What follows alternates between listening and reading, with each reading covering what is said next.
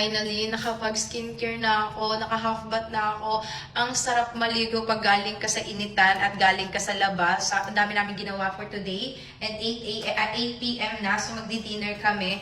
Bus agad tong mga lotion ko. Ang gastos ko kasi gumamit na ito, kaya dala-dalawa laging dala ko. Pero maglo-lotion tayo kasi para ka nang nakapabango dito. Magdi-dinner kami sa baba sa damot tayo.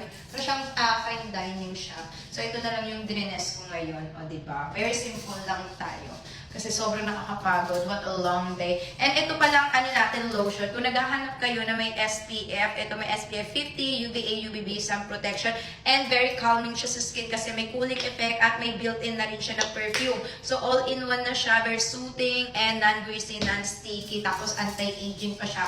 Love na love ko ilagay lalo na lagi ako sa labas. At least protected ako kahit anong painit ko. Kasi kanina, nagpainit talaga kami ng bongga doon sa Fun Park after ng Ocean Park.